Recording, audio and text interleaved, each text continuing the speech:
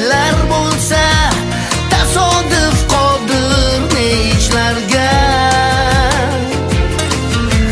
Mana bugun ham uzoq o'tmishdan bir hodisa ro'y berdi birdan. Ulkan temir qush falakdan davom etardi parvozda. Men ko'zlar bilan qarasam, sen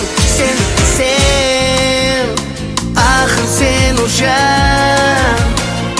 mening uyqusiz tunlarim, axir sen o'sha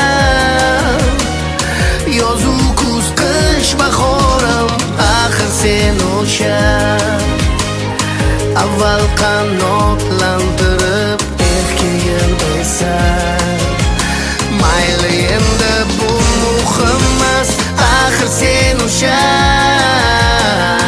yoningda jajji qizcha, xuddi o'zingga o'xsharkan yoshligingga, jilmayar menga senikiday ovozi bu mo'jiza, bu mening baxtli parvozim.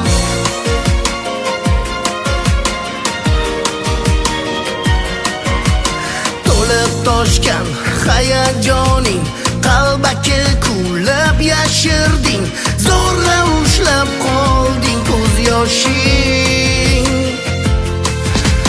Nima sezdi vujuding, yo qiynaldi vijdoning, olib qochma mendan nigohing.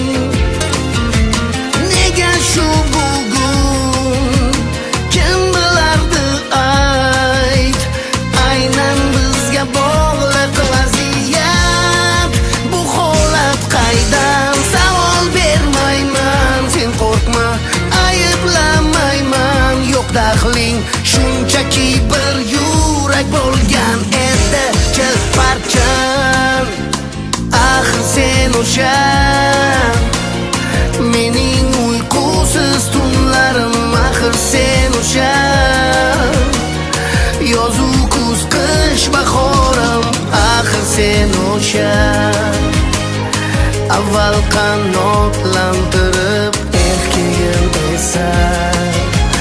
Mayli endi bu muhim emas, axir sen o'sha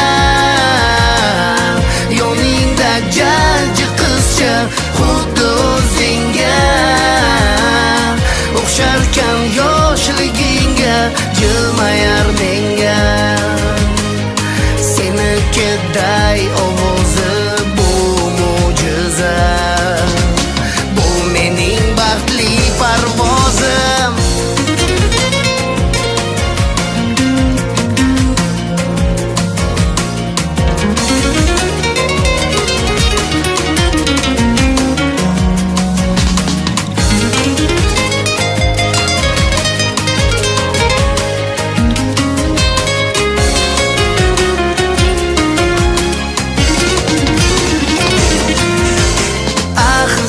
O'sha